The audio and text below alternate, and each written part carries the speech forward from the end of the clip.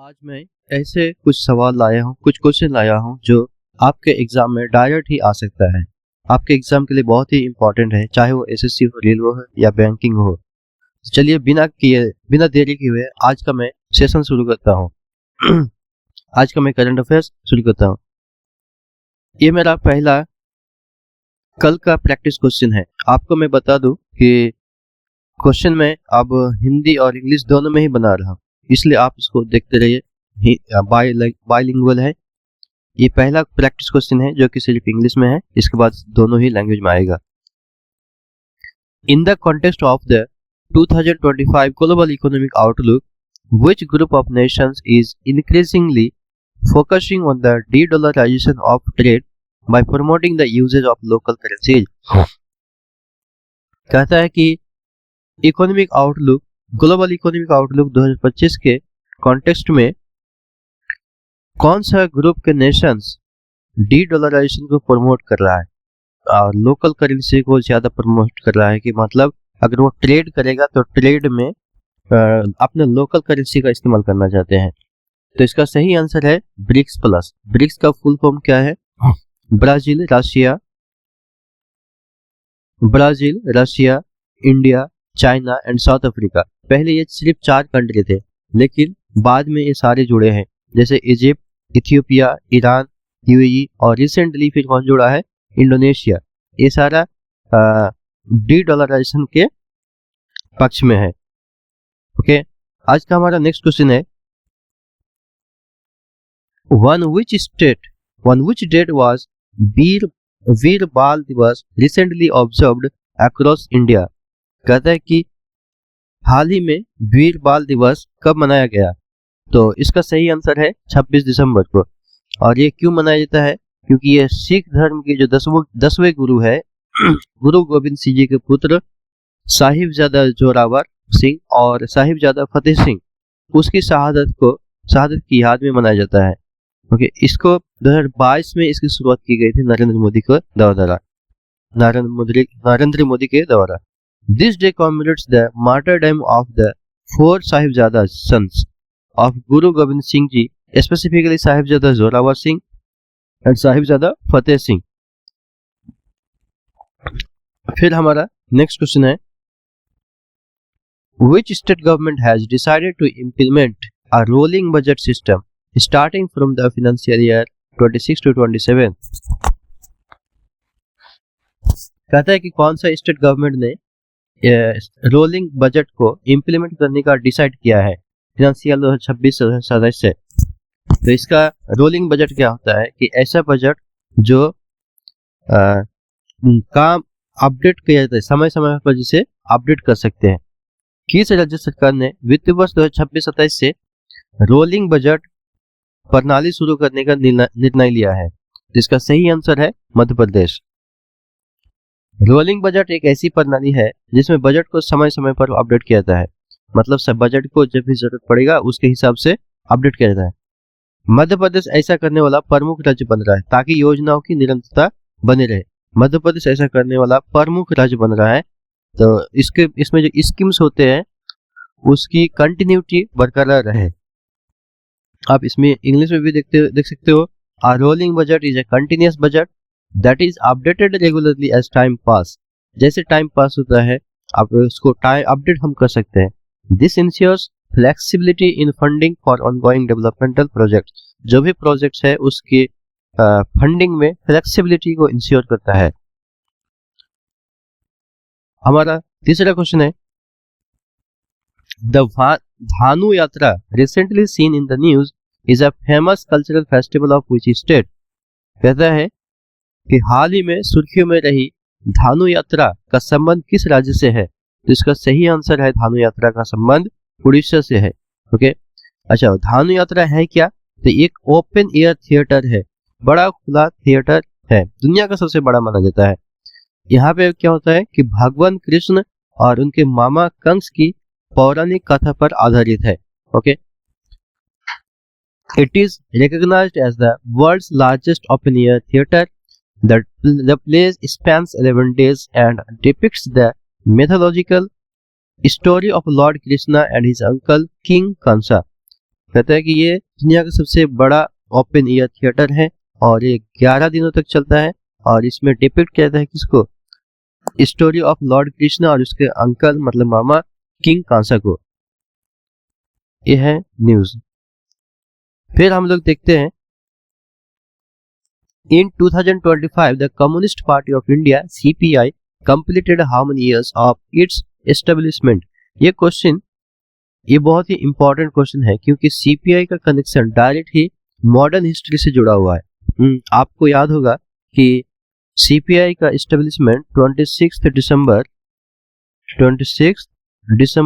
1925 को हुआ था, 1925 को हुआ था।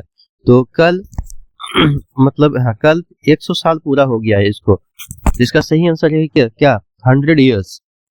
अच्छा, इसको बनाने में एक मेन जो मेंबर थे वो था एम.एन. रॉय। इसको हिस्ट्री के दृष्टिकोण से आप इसको याद रखेंगे कि इसमें बनाने वालों में से एक मेंबर कौन है, एम.एन. रॉय। और भी मेंबर्स थे, और भी मेंबर्स का आप लोग नाम बताएंगे कौन कौन से और मेंबर थे। हमारा नेक्स्ट क्वेश्चन है, इसी में हिंदी में दिया है, वर्ष 2025 में भारतीय कम्युनिस्ट पार्टी ने अपनी स्थापना कितने वर्ष पूरा किए? 100 वर्ष पूरा किए हैं। सीपीआई की स्थापना 26 दिसंबर 1925 को कानपुर में हुए एक सम्मेलन में हुई थी। हाँ, इसको याद रखिएगा जगह कि कौन सी जगह पर हुआ था, तो वो कानपुर में हुई थी। इसके संस्थापकों में एम.एन. रॉय प्रमुख थे। मेन कौन थे? M.N.. Roy. Which renowned Indian sand artist recently created a world record by crafting a giant Santa Claus using apples and sand? हाल ही में किस भारतीय सैंड आर्टिस्ट ने सेब और रेत से विशाल सांता क्लॉज बनाकर विश्व रिकॉर्ड बनाया है?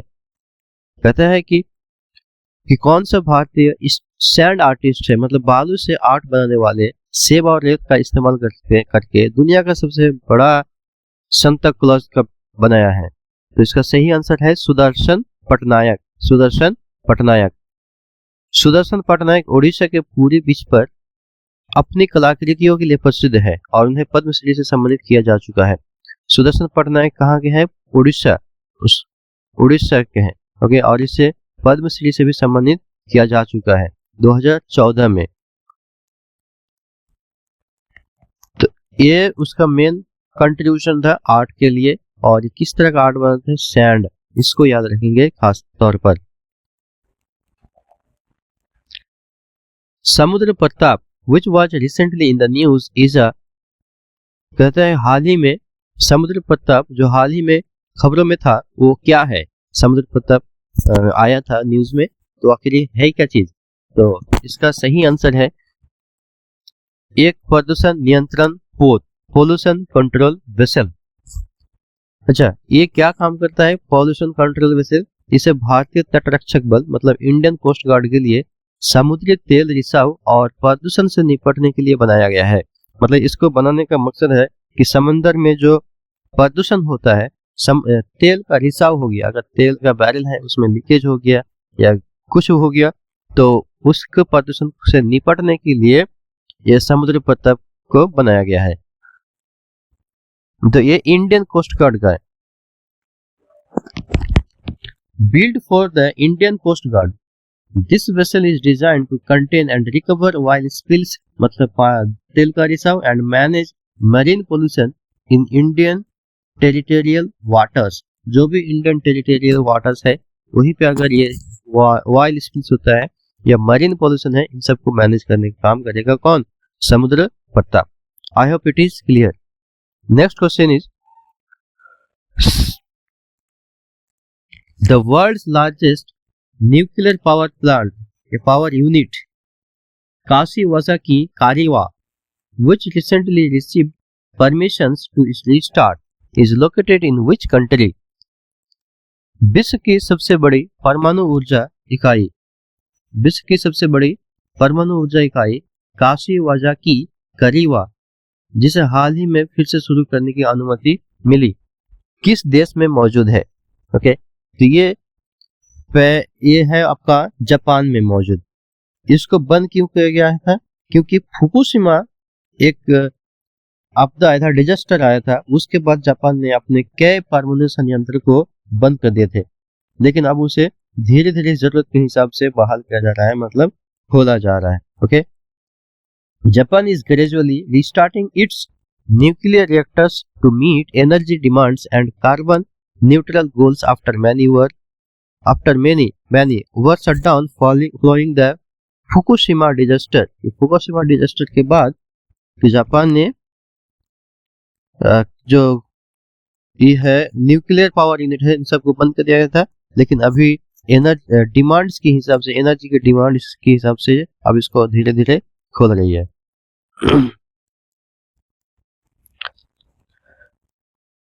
India's largest circular stone labyrinth dating back to the Satvahana era was recently discovered in which state? कहते भारत का सबसे बड़ा सर्कुलर स्टोन भूल भुलैया हाल ही में किस राज्य में खोजा गया है? ओके, तो अच्छा, ये जो सर्कुलर स्टोन लेबिरिंथ है, ये सतवाहन वंश से जुड़ा हुआ है। किस वंश से? सतवाहन वंश से। और जो हिस्ट्री का है उसको पता होगा कि सतवाहन कौन से राज्य में, अभी के कौन से स्टेट या कौन से रीजन में रूल करते थे।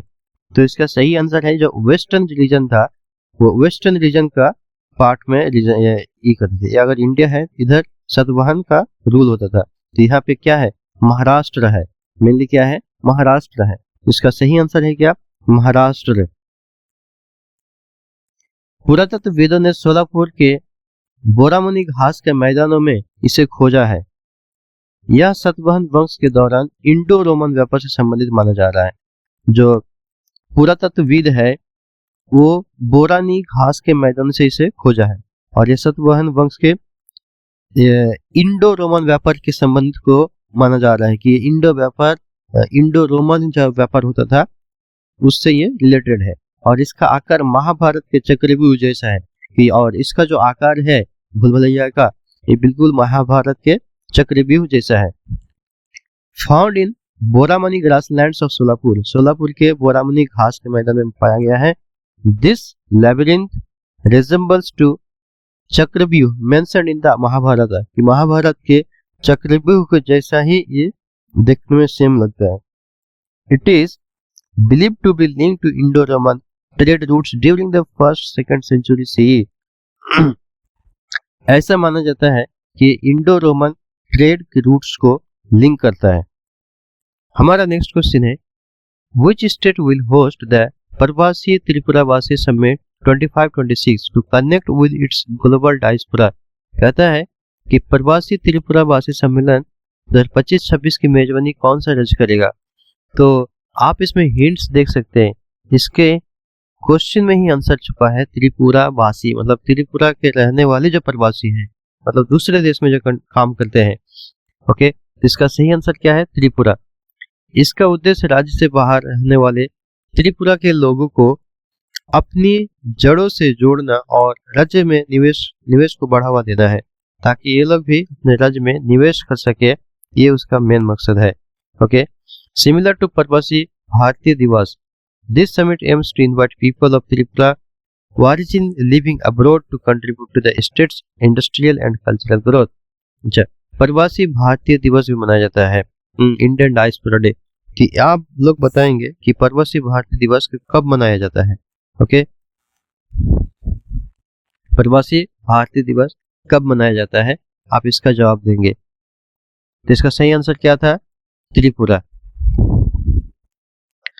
हमारा आज का लास्ट क्वेश्चन है, Mukundra hills tiger reserve MHTR which was recently featured in the documentary Enchanting Mukundra is located in।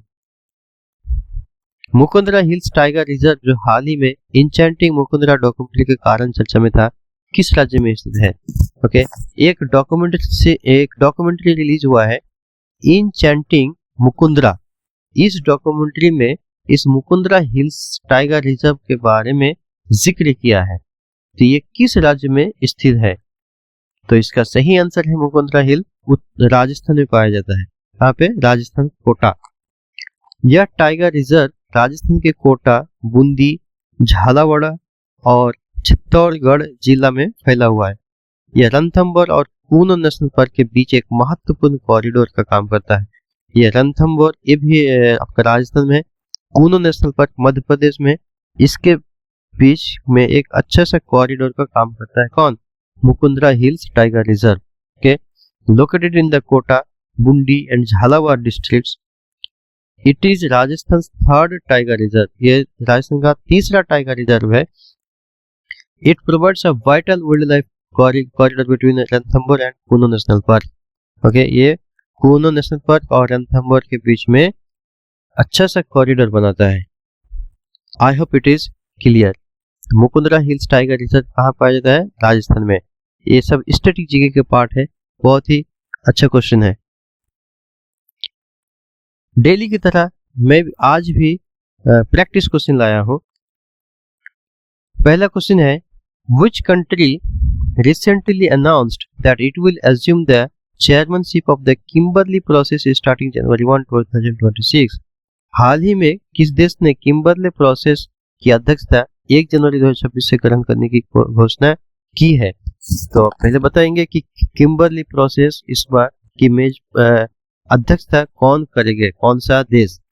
ये एक क्वेश्चन है, हिंदी और इंग्लिश दोनों में है। इस क्वेश्चन का आंसर आप लोग कमेंट बॉक्स में जरूर दीजिएगा, आप लोग को जवाब का इंतजार रहेगा। आई होप आपको ये सेशन अच्छा लगा होगा। अगर आपको मेरा काम पसंद आता है तो मेरी चैनल को सब्सक्राइब करें, लाइक करें और दूसरों तक जरूर भेजें, क्योंकि मैं फ्री कंटेंट प्रोवाइड करता हूं ताकि दूसरों तक ये सारे फ्री में पहुंच सके और आप अपना एग्जाम की तैयारी को बेहतरीन कर सके। आज से मेरा वीडियो हिंदी और इंग्लिश दोनों में अपलोड रहेगा, इसलिए आप लोग इसको देखते रहिए। Thank you so much।